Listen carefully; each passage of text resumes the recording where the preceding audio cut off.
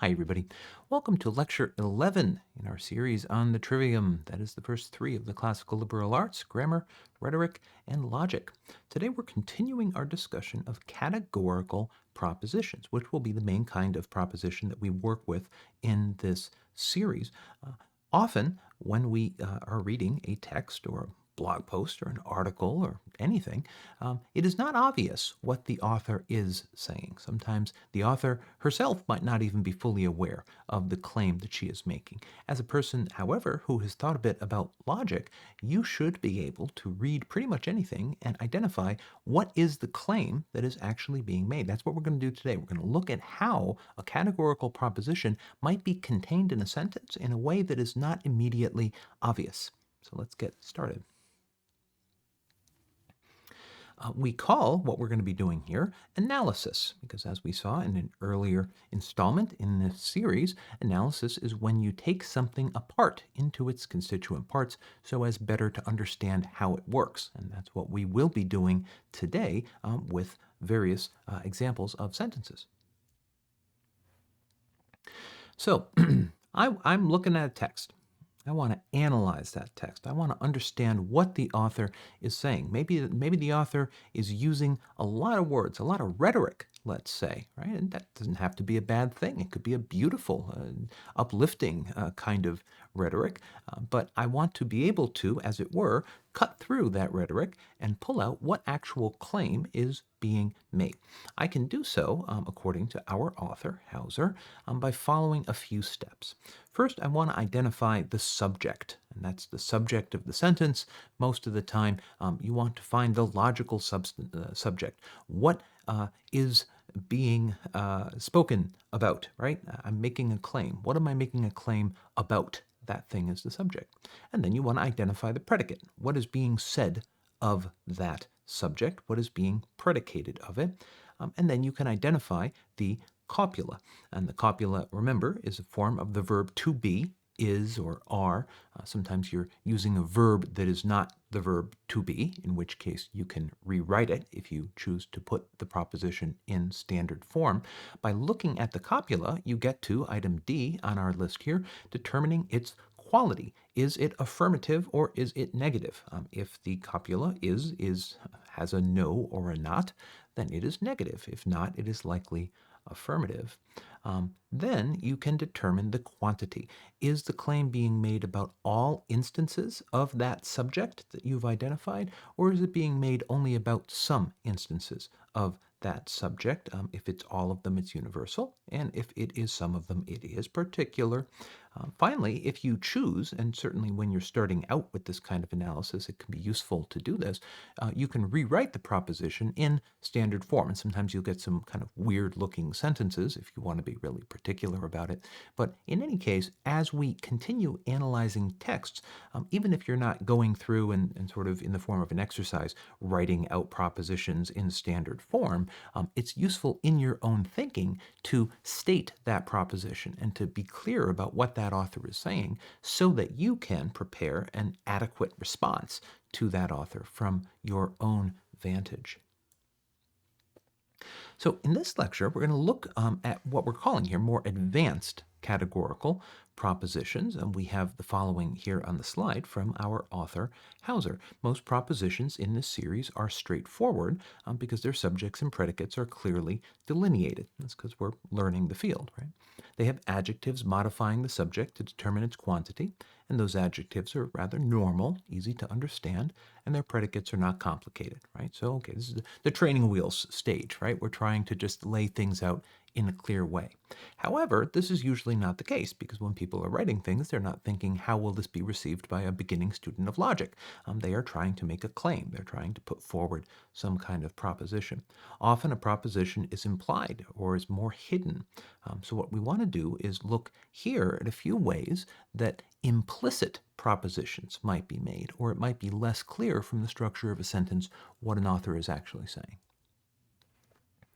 Sometimes, well, almost all the time, a proposition is going to use some verb other than the verb is, right? So it might not be clear immediately whether it is affirmative or negative. Remember, that's what you have to do. You find the copula, and then you identify if it is affirmative or negative. So Hauser writes the following. Implicit in every verb is some form of the verb is. Sometimes we need to expand a normal verb into a verb with two parts. And the two parts would be first, some form of the verb to be, and that on its own will be the copula, and then the actual verb expressed in the original sentence. So, as an example, we have some of the boys ran down the street.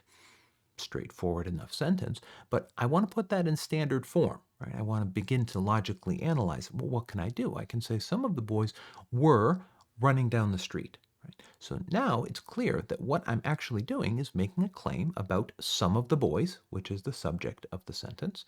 The claim is that I am predicating of those boys running down the street, right? And it's in the past tense, so I use the form of the verb to be, which is were. So some of the boys were running down the street, right? So I have the subject and I have the predicate, and I am putting those together with the copula, which in this case is the word were. Sometimes also, and you get this especially in older texts or maybe in transcripts of the statements of Yoda in the Star Wars movies, the subject and the predicate are reversed. So the predicate comes first. In order to understand the claim and analyze it and assess it, you need to put the sentence into a standard word order. So usually the subject comes first and then the predicate, and they're connected by the copula. We've seen this in the last lecture and throughout this one too. In writing, though, this can be reversed. Example from the Bible, Matthew, I believe it's chapter 5, Sermon on the Mount. Blessed are the merciful. Right? So what does this become? The merciful will be blessed, or blessed, I guess it would be. So you're taking that original sentence where the quality that is being predicated of the subject, blessed, precedes the subject, the merciful, right? And also in this case, we're not talking about just some of the merciful, we're talking about all of the merciful. So you might say here, all who are merciful will be blessed, right? That is the logical claim that is contained in the more beautiful English phrase, blessed are the merciful. And notice, oh, that's right, this is a last point on this slide, and Hauser has some helpful discussion of this. In this case, we've changed the form of the verb from the present tense to the future tense, right? So, okay, now we have to think a bit about the Sermon on the Mount, Jesus' Sermon on the Mount in the Gospel of Matthew. Blessed are the merciful. Well, are people who practice mercy blessed and happy and fulfilled right now in the present? Or is the author, in this case, the figure of Jesus of Nazareth portrayed by the author of the Gospel of Matthew, speaking about a condition that will be predicable of this subject in the future? And it is Hauser's contention, and it seems sensible, that in this case, the speaker, the figure of Jesus in Matthew's Gospel, is talking about the future, that even if right now people who practice mercy are not blessed, are not happy, are not entirely fulfilled, the claim is made that in the future they will be, in the fullness of time, say, or in, if, to get theological about it, the kingdom of God, something like that. And this we've mentioned already too, the quantity, right? So sometimes, as we have on the slide here, the quantity is not made explicit. You don't have all of this or some of this, right? You have to figure it out by looking at the context. So consider what the proposition means. We need to think about it. In this case, as already mentioned, we're not talking about some people who are merciful. Implicitly, we're talking about the merciful, right? We're talking about all people who are merciful. That's the claim that is being made. Again, whether or not this claim is true, well, that's an interesting question. We're just using this as an example to figure out what is the logical form of the claim so we can determine its validity or soundness in the context of a larger argument. So in this case, blessed are the merciful. We have that all the merciful are blessed, as discussed, but we can also see an example of this in a less kind of biblical case. The girls on that team are really tall, right? I mean, let's say you're sitting at a basketball game, you're talking with a friend and you make that comment. Okay, what would your friend assume you mean? If you say the girls on that team are really tall, you would implicitly be saying all the girls on that team are really tall. If you say some of those girls are really tall, that'll be a different kind of claim. In this case, you're making an A proposition. All SRP, all the girls on that team are really tall. So the subject, the girls on that team, is having predicated of it are really tall. They're being placed under the category of really tall. Okay. Now, often when we're speaking in English, we add there are or it is, right? And so we need to know how to work with that in the context of logic. This is a placeholder, as Hauser puts it, for the subject at the start of a sentence. So we might say there are and then state the subject later on in the sentence. So there are some dogs coming down the street. The there, in that case, is standing in. It is a placeholder for the subject. What is the subject? Some dogs, right? So you can restate that. Some dogs, subject, are, copula, coming down the street, predicate. Similarly, it is sad to see your team lose. Now, this gives us a kind of odd case. In this case, we have it standing in for the subject, but you might say, well, what is the subject, right? You're talking about seeing your team lose, right? And you are saying that seeing your team lose is sad. Okay, so that's pretty straightforward. Seeing your team lose is sad. It gets weird from an English kind of stylistic point of view when you make the quantity explicit. In this case, it would be all seeing your team lose is sad. Expand it. All cases of seeing your team lose are sad, right? Something like that. So here, what we've done is taken a perfectly comprehensible English sentence, it's sad to see your team lose, made it into a categorical proposition that we can then place into relations with others, analyze, and conduct operations upon, as we'll be doing in the coming lectures. And we're going to look at a couple of examples from Darwin and Lincoln, as it happens, and these are examples provided by our author, Hauser. Usually, in real life, right, you're going to be reading stuff that is more or less complex. The author, again, is not thinking about beginning students of logic needing to be able to understand what she's saying. She's simply making a claim, right? And you need to be able to cut through that prose and cut through the style of the prose to determine what the claim actually is that's being made. So sometimes, as we have on the slide here, categorical propositions can be read straight off the sentences that make it up. That does happen. And that's why a good thesis statement, that is, a good categorical proposition stated at the beginning of your paper, is so highly valued by professors and academics and readers of all kinds, because it's good to know what the author, at the end of the day, so to speak, is saying. At other times, though, and probably most often, the most important categorical propositions a paragraph contains are found in its point or thesis. They're not directly stated, right? If you have a good topic sentence of a paragraph, say, okay, well, in that case, you're making your categorical proposition, your claim or point, really clear. Sometimes, though, you might not have that. You might not even have that in mind. You might be kind of writing around it and then come to it at the end, right? That's why professors will often say, go back to the beginning of the essay when you're done and make sure that your claim is clearly stated at the beginning. You might need to look across several sentences to find the actual claim that's being made, the categorical proposition that the author is bringing across.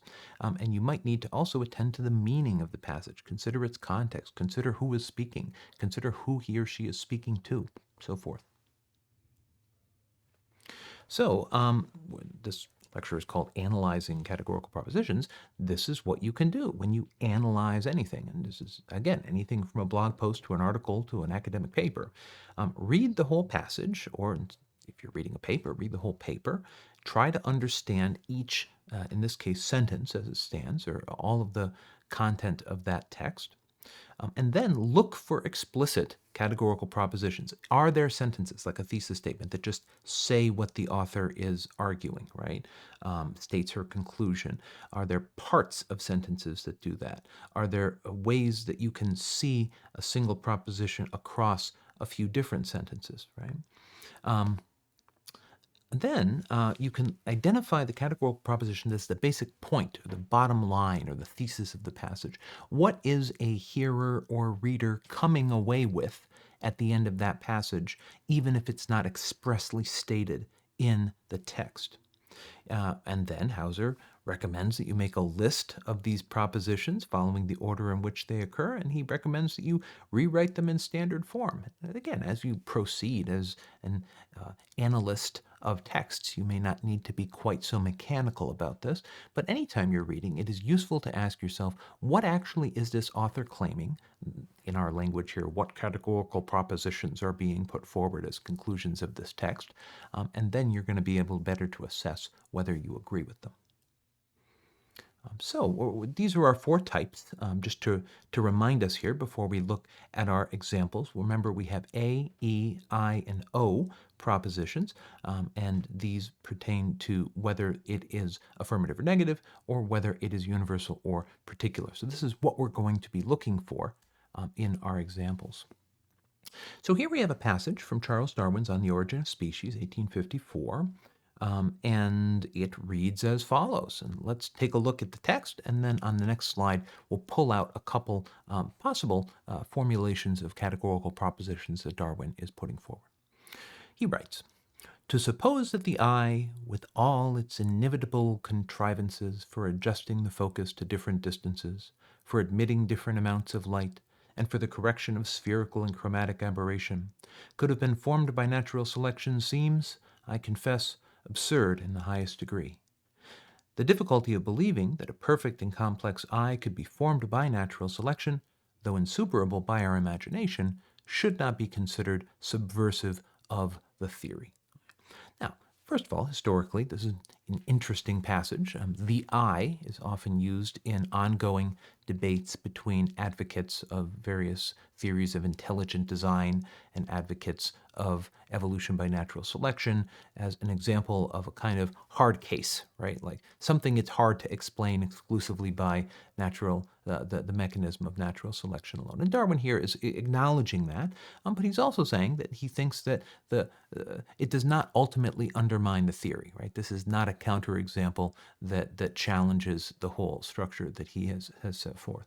So I've pulled out a couple of possible statements that we could identify in what Darwin is saying. So we have a first one here. All supposing that the eye could have been formed by natural selection is seeming absurd. Right?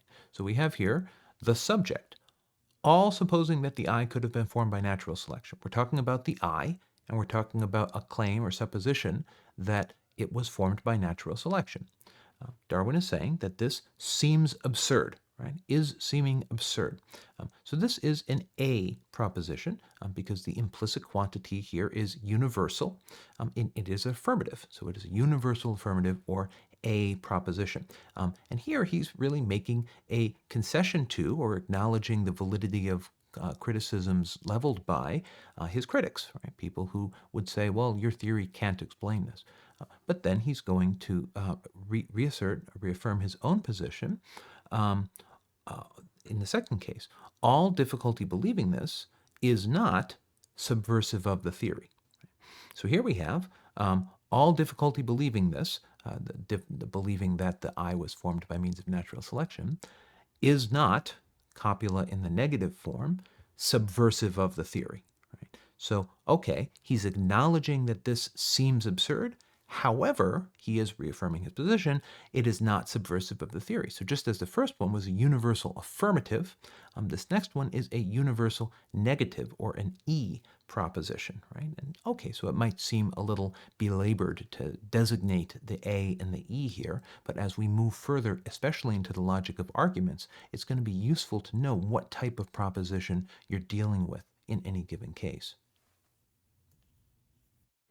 Our second example, and we're going to wrap up with this one, is from Abraham Lincoln. And this is the last portion of the Gettysburg Address, really well-known address by Lincoln on the field of Gettysburg. So we read from Lincoln. It is for us, the living, to be dedicated here to the unfinished work which they who fought here have thus far so nobly advanced. It is rather for us to be here dedicated to the great task remaining before us, that from these honored dead we take increased devotion to that cause for which they gave the last full measure of devotion, that we here highly resolve that these dead shall not have died in vain, that this nation under God shall have a new birth of freedom, and that government of the people, by the people, and for the people shall not perish from the earth. So we here have two sentences, the second one including several clauses divided by semicolons, and we have a instance, I would submit, of very beautiful prose. The use of rhetoric in this case is highly effective. And of course, I'm not alone in thinking that, and we looked at this example of Lincoln's Gettysburg Address earlier in this series under the heading of rhetoric. Let's pull out a couple of propositions that we might identify, and it does seem a bit like well, I'm going to say it seems like a bit of a mechanical exercise here to find categorical propositions, in part because what Lincoln is really doing here is offering modal propositions. So it's not that he's claiming that the living are or all are, as we're going to see in these examples, but that they should be. Right? And remember, a modal proposition pertains to that kind of thing. It must, or it might, or it should. In this case, if you were to kind of shoehorn categorical propositions out of Lincoln's claims, I would suggest they might be the following. All the living, I'll go with are, dedicated to the work of those who died here. Right? Really should be. But he's making a claim about all the living, and he's saying that they, in this case, should be dedicated to the work of those who died here. In the second example, or a second proposition you could pull from this, all here are dedicated to the new birth of freedom and preservation of the nation. So a lot of beautiful words that Lincoln uses in his very short speech, but the claim is that we should be dedicated to this work and that we should be dedicated to this new birth of freedom and preservation of the nation. You could really combine these because the work of those who died here is, Lincoln is suggesting, the birth of freedom, the new birth of freedom and preservation of the nation. So, when especially you're dealing, and that's why we're using these kind of older 19th century examples, especially when you're dealing with texts that are slightly older like this, it can be really hard from the style itself to know what is being claimed. But by using analysis, you can cut through that and pull out the actual claims. And so, working with categorical propositions and finding them even when they might not be explicit. That has been our task in this lecture. We will continue next time with our study of logic. Thank you.